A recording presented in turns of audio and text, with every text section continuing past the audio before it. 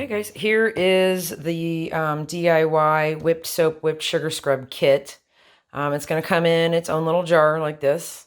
And this is enough to make one, and it'll fill this jar up. You're going to need the kit, a scale if you've got one. If not, I'll give you the equivalency measurements. You're going to need a silicone or rubber spatula, a spoon, maybe. You're going to also need this is a 4-cup mixing bowl. If you don't have one of these, it's fine. You can just grab a bigger size bowl. You don't want to use like a cereal bowl. You'll definitely want one that's going to hold a little bit of volume because you're going to be whipping this and fluffing it up. And then you're going to need a hand mixer with just one beater. So it's going to look a little weird, but you know, that's all that will fit inside this. You'll also need a separate bowl with a 1/2 cup of sugar. Just regular sugar.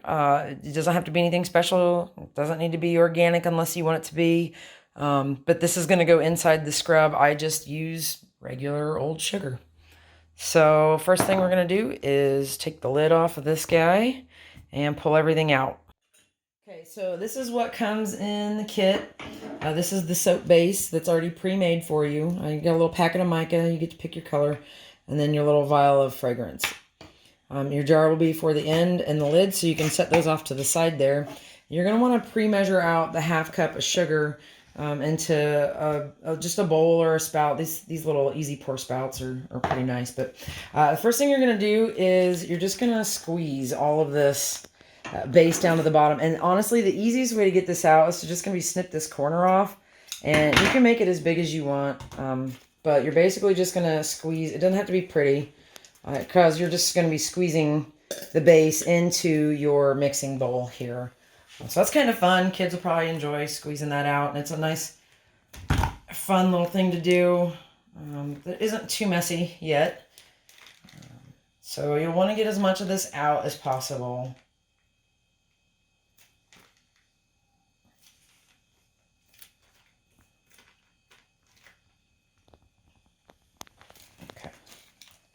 So there's that, and you can throw that away. Now you're going to start with your base inside here, and then you're going to want to add just a little bit of oil. So if you've got your kitchen scale, you're going to want about 10 grams. If you don't have a scale, that's going to be right at about maybe 2 teaspoons worth. I would do kind of light teaspoons. Don't overfill them.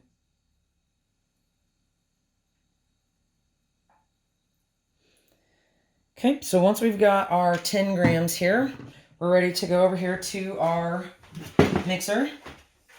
And this can get a little messy, so you can hold it away from you. I actually tend to hold it towards me just so it doesn't splatter everything in the kitchen. But then just on the slowest speed, we're going to start to mix. And then you'll want to crank it up a notch.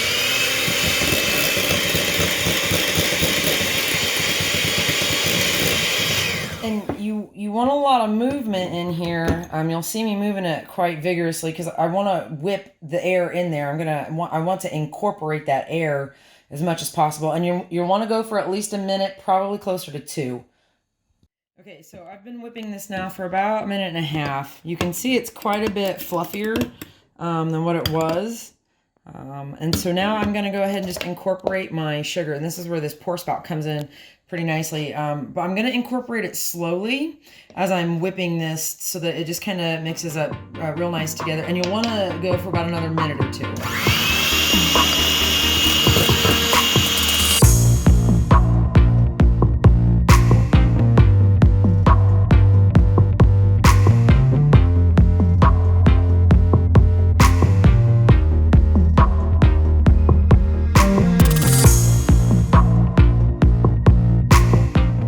So now before I just mix in the color and the fragrance here, I just want to check the consistency. So you can see it's going to form stiff peaks like a meringue.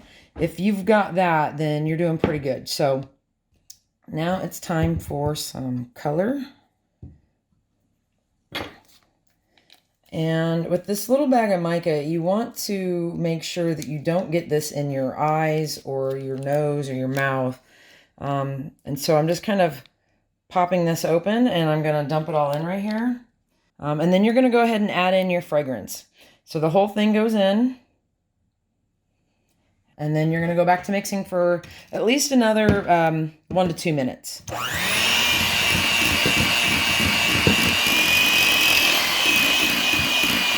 I'm about a minute in here, and now you want to take your spatula and you really want to scrape the sides here.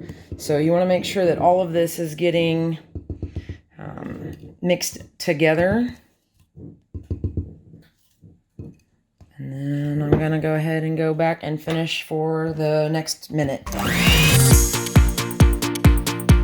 Okay, so it's all mixed together, and now you're ready for your jar. Sorry about that. I normally fill mine by weight, so it's kind of a habit. And now, if you've done it in a 4-cup measuring cup or anything with a spout, you should be able to just pour it on in there.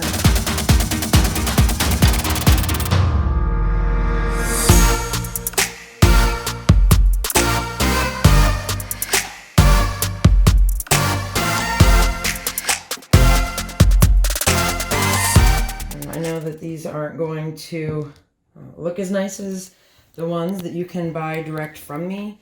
That's because I actually use the KitchenAid, and it just really gets the air in there. If you want to use a KitchenAid mixer to whip these, you can. It's just such a small amount that I find my mixer kind of has a hard time keeping up with it.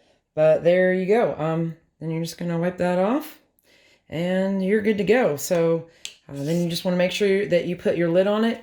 Let it sit for 24 hours. It will thicken up overnight.